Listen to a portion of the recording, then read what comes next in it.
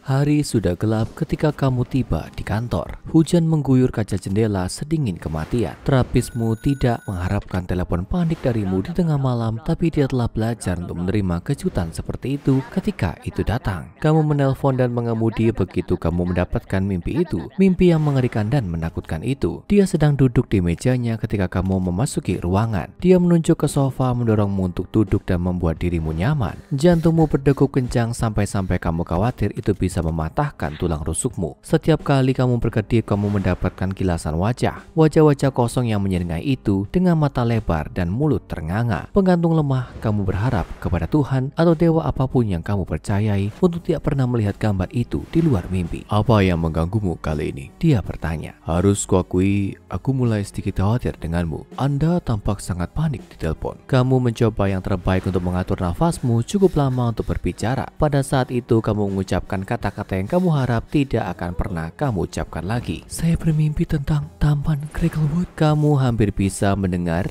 desahan yang berusaha disembunyikan oleh terapismu darimu. Kamu telah membuat begitu banyak kemajuan, pemrosesan, dan upaya untuk melampaui trauma misterius itu. Tapi kemudian mimpi itu kembali sama kuat dan menakutkannya seperti dulu. Terapismu memintamu untuk menceritakannya seperti yang dia lakukan berkali-kali sebelumnya. Tapi tentu saja itu selalu sama. Dalam mimpi itu kamu adalah seorang anak kecil mungkin sekitar 6 atau 7 tahun berjalan menyusuri jalan berbatu yang panjang dikelilingi di semua sisi oleh pohon-pohon ini yang tampak seperti animatronik taman hiburan yang menakutkan. Mereka memiliki wajah yang besar dan lentur ini membentangkan senyum menakutkan seperti sesuatu yang ada di sampul buku anak-anak yang lama. The Crackle Trees. Kamu entah bagaimana tahu jauh di lubuk hatimu bahwa inilah sebutan bagi pohon-pohon itu. Bagaimanapun ini adalah Taman Cricklewood. Kata-kata itu dalam huruf kursif yang aneh ditulis pada tanda penuaan di suatu tempat jauh di dalam pikiranmu. Kamu bisa mengingatnya sejelas wajah ibumu sendiri. Dan kamu tidak sendirian di Taman Cricklewood. Ada anak-anak lain berkeliaran di jalan berbatu itu seperti pemandangan yang hilang dari Wizard of Oz. Pohon-pohon menyeringai dan berputar dan bernyanyi dengan latar belakang hutan yang dicat. Tunggu, apakah itu dilukis atau sepertinya tidak nyata? Kenangan mulai kabur di sini. Hal yang sama berlaku untuk wajah anak-anak lain. Mereka tercoreng, terlupakan. Mengapa kamu di sini? Mengapa salah satu dari kamu di sini? Dan di mana orang tuamu dalam ini? Tapi pikiran-pikiran itu terhapus oleh nyanyian pohon-pohon yang mengerikan itu. Kamu tidak dapat mengingat kata-katanya, tapi musiknya sangat jelas. Nada-nada yang menghantui dari organ Calliope seperti ingatan yang runtuh tentang hari di sirkus. Kamu dan anak-anak lain semua berjalan ke arah yang sama, seolah-olah sedang kesurupan. Kamu berjalan menuju apa? Calliope hanya semakin keras dengan setiap langkah. Seorang anak laki-laki dengan wajah tercoreng di sebelah kirimu mencoba berbicara tapi kata-katanya teredam. Kamu tidak bisa mendengar apa-apa dari musik dan nyanyian kacau dari semua pohon animatronik. Lalu ada cahaya dan warna yang bersinar saat kamu mendekati ujung jalan. Sesuatu yang besar bergerak dalam waktu ke musik. Sebuah korsel tua yang megah perlahan-lahan berhenti untuk membiarkan gelombang anak-anak berikutnya. Kamu dan yang lainnya hanya berdiri di sana dan menontonnya. Beberapa saat kemudian setengah dari kerumunan anak-anak, termasuk anak laki-laki yang berdiri di sebelahmu, mulai melangkah ke korsel. Cahaya semakin terang dan nyanyian semakin nyaring. Pada saat kamu mencapai akhir menceritakan mimpimu kepada terapismu, kamu menyadari bahwa pipimu basah dengan air mata. Kamu mengatakan kepadanya bahwa kamu akan melakukan apa saja untuk menghentikan mimpinya. Apapun. Terapismu hanya mengangguk dan membuat catatan di jurnalnya. Saya akan menghubungi seseorang yang terspesialisasi dalam hal semacam ini. Katanya, cobalah untuk beristirahat. Sementara itu, terobsesi dengan hal semacam ini bisa merugikan. Tapi bagaimana kamu tidak terobsesi? Saat kamu tiba di rumah, kamu melakukan apa yang selalu kamu lakukan setelah mendapatkan mimpi Taman Cricklewood lainnya. Kamu akan langsung membuka forum. Lagi pula, hal yang paling menakutkan tentang mimpi Cricklewood adalah kenyataan bahwa kamu bukan satu-satunya yang memilikinya. Sejumlah orang telah berkumpul di forum paranormal online khusus untuk mendiskusikan pengalaman mereka yang sangat mirip. Mimpi dipenuhi dengan nyanyian pohon yang luar biasa, anak-anak yang setengah terlupakan, dan kengerian yang samar di Taman Cricklewood. Setiap anggota forum mengingatkan yang lain setiap kali mereka bermimpi lagi dan melemparkan informasi baru ke dalamnya. Mereka datang dari seluruh dunia, usia, latar belakang, dan negara yang berbeda, sehingga tidak mungkin mereka semua benar-benar mengunjungi tempat seperti Taman Cricklewood di masa lalu mereka. Dan sungguh, satu-satunya kesamaan mereka selain daripada mimpi itu sendiri adalah fakta bahwa mereka semua hanyalah anak-anak saat berada di dalamnya. Tak satupun dari mereka bisa menjelaskan mimpi itu. Mungkin dengan hampir 8 miliar orang di bumi, bisa jadi kebetulan bahwa segelintir orang ini akan memiliki mimpi aneh ini. Mungkin itu mimpi bermimpi aneh. Beberapa hari kemudian seorang asing tiba di depan pintumu, memberitahumu bahwa mereka dirujuk kepadamu oleh terapismu. Mereka telah mendengar tentang mimpi Taman Cracklewood. Faktanya mereka pernah menangani kasus serupa di masa lalu, dan jika kamu bersedia menjawab beberapa pertanyaan mereka, bahkan mungkin memiliki pengobatan yang layak untuk mimpi aneh yang telah menyerangmu selama bertahun-tahun sekarang. Apa yang bisa salah? Apapun yang bisa menghentikanmu melihat wajah pohon yang mengerikan itu akan bagus. Kamu menyampaikan semua yang sebelumnya kamu katakan kepada terapismu. Setiap detail mimpi, berapa kali mimpi itu berulang, dan bahkan kelompok pendukung untuk penderita lain yang sering kamu kunjungi secara online. Setelah kamu menjawab semua pertanyaan orang asing itu, mereka memberitahumu bahwa untuk mencari pengobatan untuk mimpi anehmu, kamu hanya perlu datang ke gedung terdekat dan memberitahu mereka siapa kamu. Mereka memberitahumu bahwa ini adalah prosedur yang sangat rahasia dan eksperimental, jadi itu perlu dirahasiakan. Kamu menandatangani perjanjian kerahasiaan dan dengan senang hati tunduk pada semua persyaratan mereka. Kamu akan melakukan apa saja untuk berhenti bermimpi tentang Taman Cracklewood. Bahkan menyetujui apa yang tidak kamu ketahui adalah perawatan amnestik dari organisasi SCP yang menguji untuk melihat apakah menghapus ingatan dapat menekan mimpi Taman Cracklewood. Kamu termasuk di antara kelompok kelinci percobaan pertama untuk percobaan itu. Tapi hey, jika berhasil itu bagus kan? Dan selama beberapa minggu itu terjadi, kamu menyerahkan dirimu ke sesi perawatan amnestik reguler di bisnis depan organisasi setempat yang menyamar sebagai pusat medis yang sah. Kamu skeptis pada awalnya, kamu telah mencoba setiap terapi dan pil tidur yang dijual bebas yang bisa kamu dapatkan. Kamu mencoba meditasi, regresi, hipnose, alam bawah sadar yang positif. Tidak ada yang bisa menghalau mimpi-mimpi yang menghantui dari Taman Cracklewood. Pohon-pohon itu, wajah-wajah itu, lagu-lagu yang mengerikan dan nyaring itu. Tapi kamu sangat lega, pengobatan baru ini tampaknya bertahan kuat. Saat meminum obat yang diberikan kepadamu oleh organisasi, kamu mendapatkan tidur malam terbaikmu selama bertahun-tahun. Dunia baru yang nyaman dan damai. Tapi kemudian muncul masalah. Ada masalah pasokan. Kamu hanya perlu absen beberapa minggu dari pengobatan, dan segera setelah kamu berhenti minum obat secara teratur, begitu kepalamu menempel bantal dan kamu tertidur, kamu segera kembali ke Taman Cracklewood. Itu tidak adil. Itu sepenuhnya tidak adil. Mungkin mimpi buruk akan berlangsung selamanya. Kamu akan menghabiskan setiap malam dengan anak-anak tak berwajah lainnya, selalu bertanya-tanya, siapa mereka? Apa yang terjadi pada mereka? Sedikit yang kamu tahu, tidak ada masalah pasokan. Organisasi hanya ingin menguji kelayakan perawatan amnestik sebagai solusi jangka panjang untuk mimpi Taman Cracklewood, atau seperti yang mereka sebut SCP-2571. Ternyata amnestik hanya efektif ketika subjek SCP-2571 secara aktif meminumnya. Mengingat bahwa tes organisasi memperkirakan sekitar 0,05% dari populasi dunia dipengaruhi oleh SCP-2571. Dengan jumlah itu mungkin meningkat dengan cara yang tidak diketahui, perawatan amnestik yang konsisten untuk semua yang terkena dampak dianggap bukan solusi yang layak. Tapi jika itu merupakan penghiburan bagimu, kamu tidak menderita sendirian. Organisasi SCP memiliki bot online yang dikenal sebagai I.O. Mandela, menjelajah internet untuk setiap diskusi yang relevan dengan SCP-2571. Mereka juga memiliki gugus tugas yang dijuluki GTT-V7, juga dikenal sebagai The Laughing Stock, untuk menyelidiki dan menindaklanjuti kasus-kasus yang terkait dengan Taman Cracklewood yang menyeramkan. Organisasi telah melakukan ribuan wawancara yang berkaitan dengan subjek, tapi hanya 3 yang ditambahkan ke file yang berisi di antara mereka beberapa pengungkapan Taman Cracklewood yang mengungkapkan itu sebenarnya jauh lebih buruk daripada mimpi buruk kanak-kanakan. Dr. Rainer, ketua tim peneliti untuk SCP-2571, melakukan yang pertama dari 3 wawancara terkait dengan SCP-2571, menyelidiki pengalaman seorang Rupert Dukasu. Dalam banyak hal, mimpi Taman Rupert Cracklewood benar-benar merupakan petualangan buku teks ke dalam mimpi buruk taman hiburan ini. Dia menggambarkan menjelajah melalui taman, mengatakan, saya memasuki taman hiburan ini. Ini seperti Disneyland, tapi lebih kecil. Tidak ada wahana, hanya jalan ini. Jalan berliku melalui hutan. Semuanya cerah dan penuh warna, seperti di kartun. Dan ada pohon-pohon ini di sekitarku. Tapi mereka semua punya wajah, dan mereka bernyanyi. Mereka punya tampang tolol dan ceria ini seperti di salah satu kartun zaman dulu kan? Dan mereka hanya bernyanyi dan tertawa dan bernyanyi. Seperti semua cerita lainnya, dia melaporkan mendekati korsel dengan anak-anak lain. Setengah dari anak-anak naik korsel dan dia dan yang lainnya mulai pergi. Pada titik ini, Rupert menjadi tampak tertekan saat menceritakan kisah itu dan berkata, saat aku bersiap untuk pergi, aku melihat sesuatu. Sebuah pohon kecil tumbuh di dekat kakiku. Itu melihat ke arahku. Itu tersenyum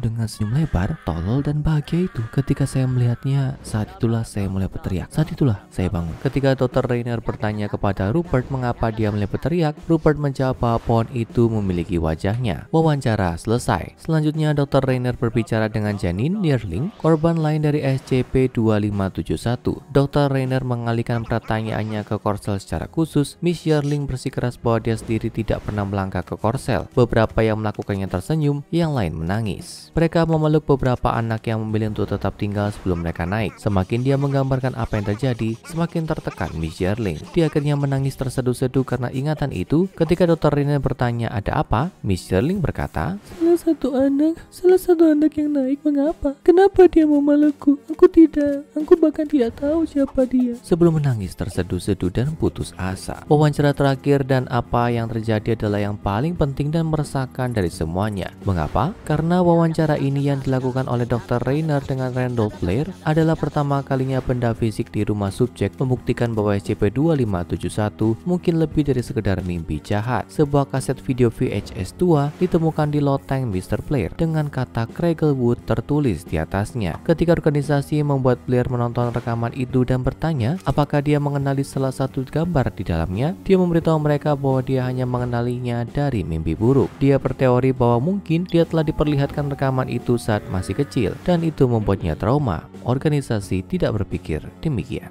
Dr. Rainer mendesak dan bertanya kepadanya tentang beberapa detail aneh, seperti kemiripan antara dirinya dan salah satu dari dua anak dalam video, dan kamar tidur menghadap ke depan yang anehnya kosong di rumah masa kecilnya. Pada titik ini Dr. Rainer menyadari bahwa Mr. Blair tidak akan tahan lebih lama lagi. Dia memutuskan untuk menggunakan sedikit waktu yang tersisa untuk bertanya kepada Mr. Blair satu pertanyaan lagi. Apakah kamu anak tunggal? Pertanyaan itu selamanya tidak akan terjawab, tapi Dr. Rainer sekarang bisa menebak dengan cerdas. Organisasi menonton dan menganalisis rekaman itu menemukan bahwa itu sangat mirip dengan begitu banyak mimpi yang datang sebelumnya. Randolph Blair muda dan anak kecil lain yang diyakini organisasi sebagai saudaranya berkeliaran di Taman Craiglewood bersama yang lain sampai mereka akhirnya mencapai Korsel. Di sana Randolph mengucapkan selamat tinggal sambil menangis saat saudaranya melangkah ke Korsel, mengetahui entah bagaimana bahwa dia tidak akan pernah terlihat lagi. Dan ketika Randolph mencoba pergi dengan panik beberapa saat kemudian, dia terpojok oleh pohon Craigle yang mengerikan lainnya. Kali ini dengan wajah saudaranya bernyanyi dengan suaranya.